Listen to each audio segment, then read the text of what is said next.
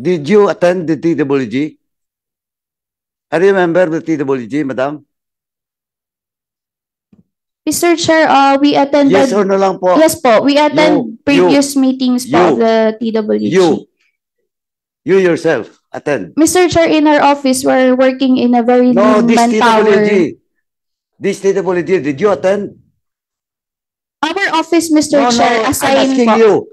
You better answer directly. Did you attend? No. I'm personally, Mr. Chair, Okay, did no. not attend the TWG. You never attended the DWG. Second, that is your personal position, as we have said. Tama? Yes, Mr. Chair. Or Yes, Mr. what is the official position of the DILG? I'm from the League of Cities of League the of Philippines. Cities. Oh, what's the position? Do you have the official position of the League of Cities? We're Wala. currently drafting it. We have to approve na the Mr. substitute Chair. bill. Yun yung problema eh. They're talking about the problems of the LGU. Well, in fact, 9 years as LCE. Madam, alam mo po, pag nandun ka sa baba, yung sinasabi mo ngayon, nandun yun kasi may mga basic policies and program with regards sa LGU, particularly dun sa traffic management. Pwede lang incorporate doon. Question of budget, may IAP budget. At hindi naman to overnight na matatapos kagad. This bill only, we just like to institute after the approval of this bill and approving to law, yun na po yung framework dapat pag-iisip ng lahat. At that covers also the LGU. Yun lang po.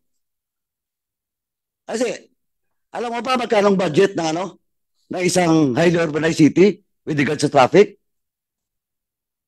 Alam mo ba, madam? No, you don't know. Oh, multi-million. Sinabi mo kanina, problema yung budget, problema yung budget.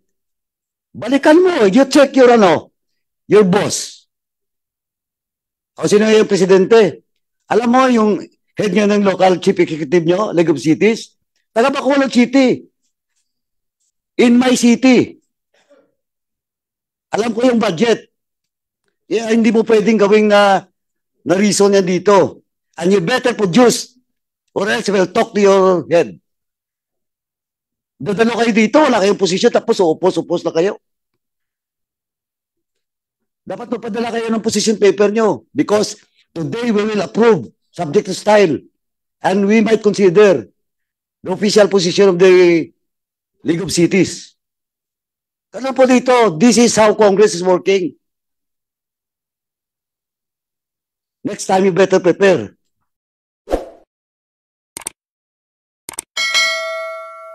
Mr. Chair, good morning.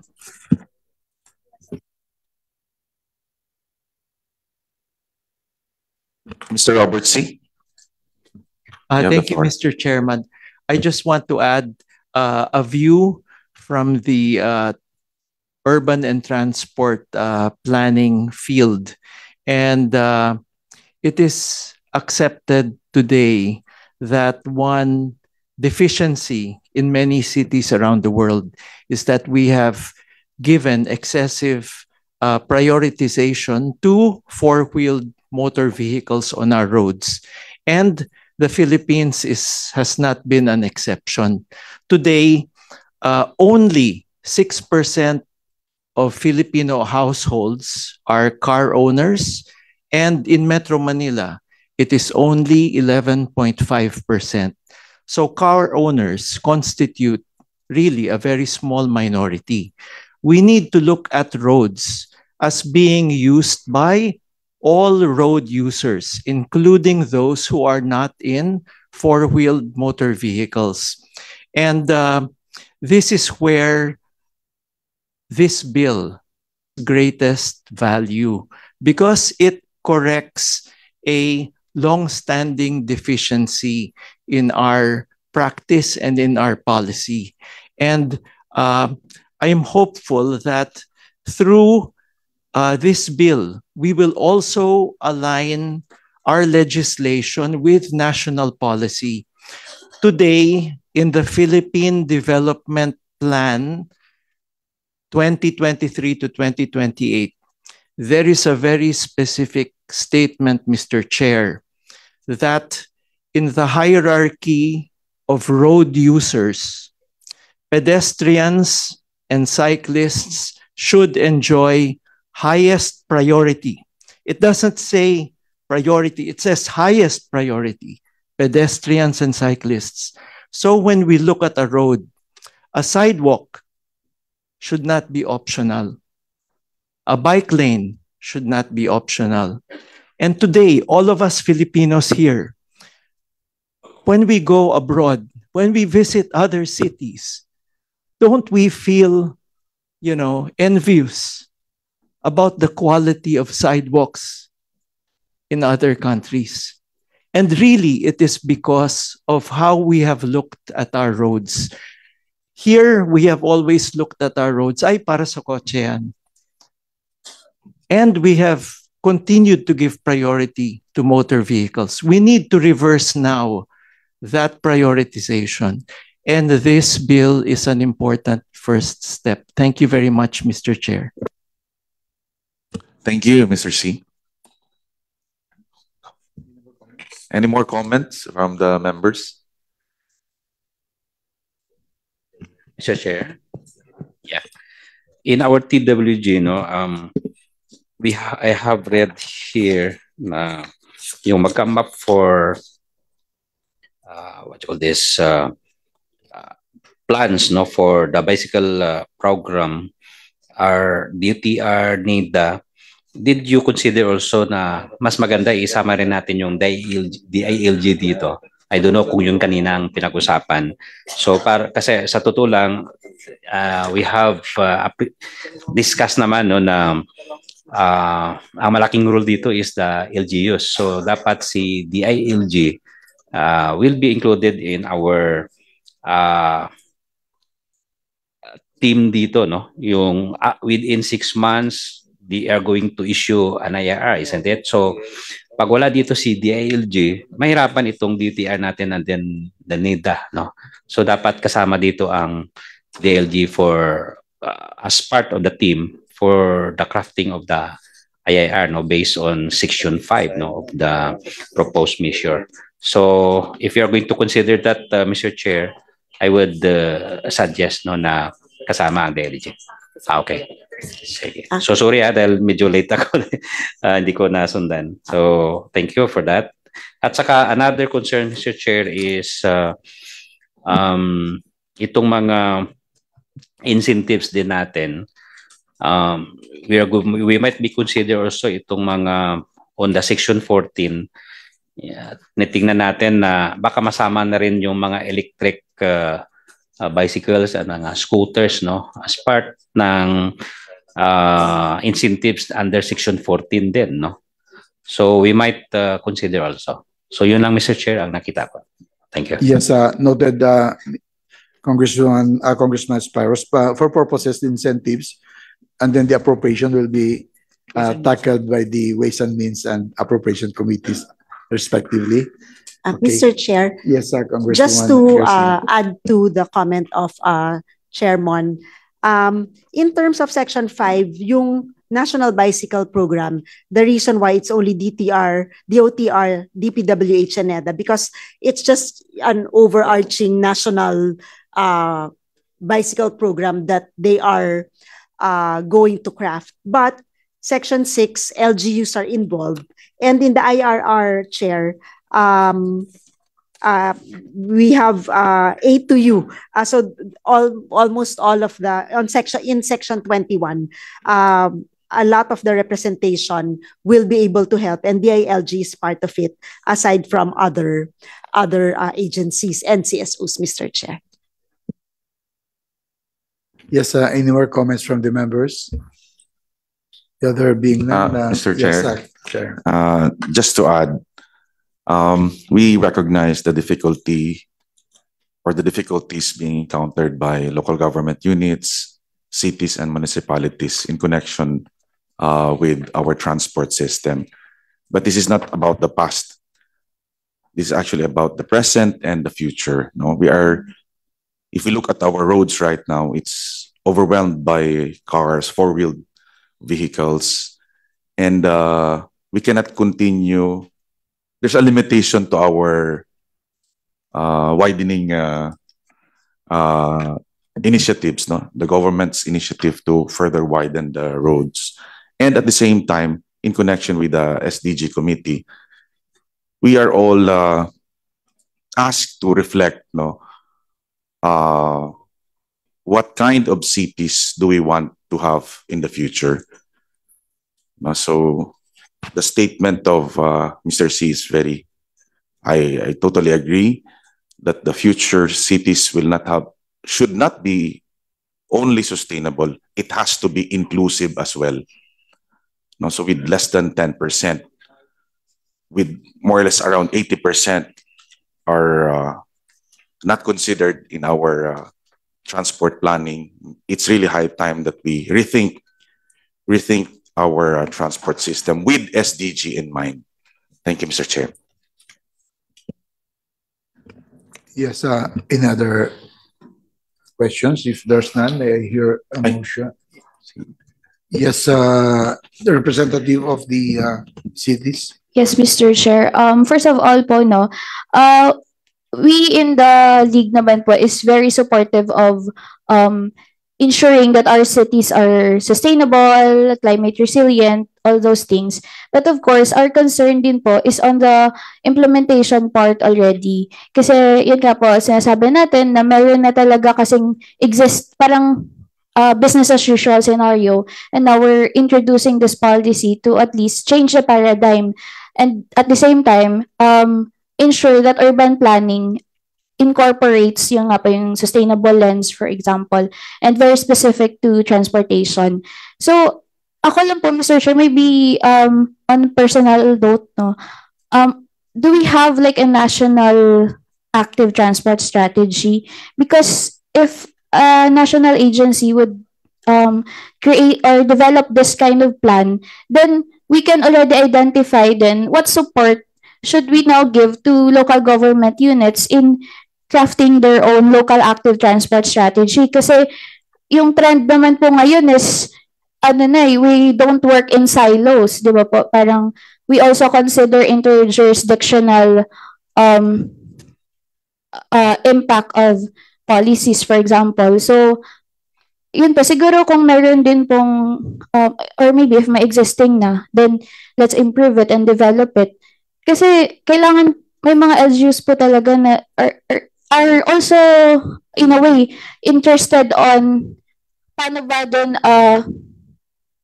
interested in really developing their areas, but what support also are we extending to them? Yun lang po, Mr. Chair. Thank you.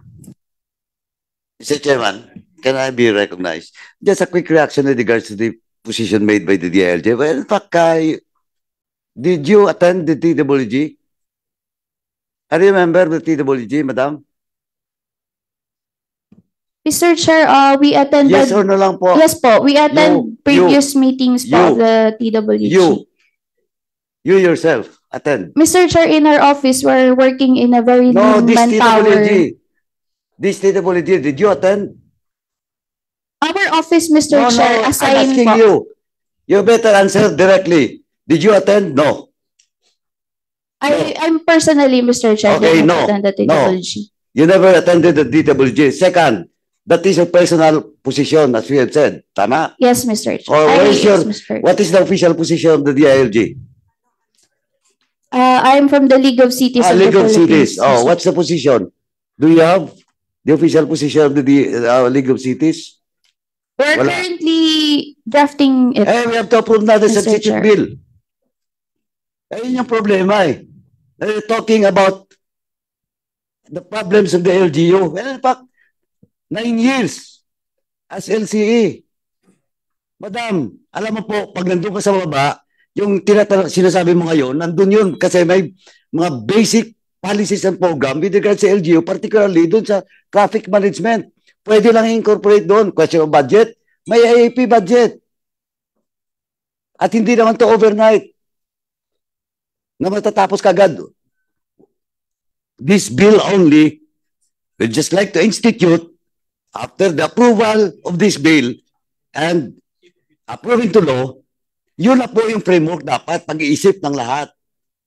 At that covers also the LGU. Yun lang po. Kasi, alam mo ba magkano budget ng ng isang highly urbanized city with regards to traffic? Alam mo ba, madam? No, you don't know. Oh, multi-million. Sinabi mo kanina, problema yung budget, problema yung budget.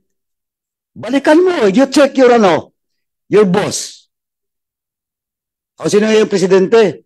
Alam mo yung head nyo ng local chief executive nyo, League of Cities? Taga Bacolod City. In my city. Alam ko yung budget. Yeah, hindi mo pwedeng gawing na reason yan dito. And you better produce or else we'll talk to your head. Dadalo kayo dito, wala kayong posisyon, tapos upos na kayo. Dapat mapadala kayo ng position paper nyo because today we will approve subject to style and we might consider the official position of the League of Cities. Ganun po dito, this is how Congress is working. Next time you better prepare. Thank you, Mr. Chairman. Yes, thank you, Congressman Baduano. And probably for the information of all our resource persons, this TWG had been meeting 4 times. Alam niyo yung iba naming TWG, isang beses lang kami nagmi-meet and we're able to call everything, no? Because it's in the TWG that you can discuss it very freely, unlike in a committee like this, no? So that after that, if we present some other committee and that's what's happening now, so we don't have to go again and discuss what should have been discussed in the TWG. Otherwise, wala na pong mangyayari dito sa Kongreso po. So thank you very much, Congressman Paduano, for emphasizing that. And I hope that, how do you call that? That information will be remembered by our resource persons, because if I'm not mistaken, even our chairman, Congressman Akop, whenever he requires the position paper, you have to give it in 1 week. You have to give it in 1 week. Otherwise, they will not anymore be considered. That means to say, if you cannot do it in 1 week, there's nothing to make a position about, right? So that's the assumption. So anyway, going back to my previous query, any other comments from the members? If there's none, may I hear a member? Mr. Chairman, may I respectfully move to approve the substitute bill for House Bill numbers 40, 574, 1669, 1847, 3097, 4427, 4779, 4811, 5865, 6252, 7038, 7470, 7753, and 8168. Subject to stand, Mr. Chairman. So move. Any objection? There being none, the same is approved. And for the information of those who would want yet to introduce some comments, amendments, take note that this bill will still pass the Committee on Ways and Means and the Committee on Appropriations, and finally, the plenary. So we have 3 more ways you could introduce something if it's really of that important. And for the information also of everybody, what cannot be possibly included here because of the too much detailed requirement can be considered in the IRR. So ganyan po ang workabouts ng lawmaking. No? So I hope that's very clear. And for that, I would want to direct the committee secretary to immediately seek the comments of the Committee on Appropriations and the Committee on Ways and Means pertaining to the funding and tax provisions of the measure and preparation of the filing of the committee report. Yes, Congressman Veloso. Mr. Chair, I move also that all members present be made co-authors of the consolidated and substitute bill. So there's a motion to make all members. Any objection? There being none, the committee secretary is instructed to include all members present as co-authors of this bill. Yes, Mr. C. Thank you, Mr. Chairman, for that clarification on the further processing. So we've submitted a detailed position paper with comments, and we hope that in the further processing through the other committees, our comments can be considered in the further revision. Thank you, Mr. Chair. Yeah, that's correct, Mr. C. In fact, going over that was submitted just lately, we noted that some had to be tackled in the Committee on Ways and Means. Finally, so yes, do I hear a motion to adjourn? Mr. Chair, may I move to adjourn our joint committee meetings? So on the part of the Committee on Transportation, this meeting is hereby adjourned. On the part of the SDG Committee, this meeting is hereby adjourned. Congratulations.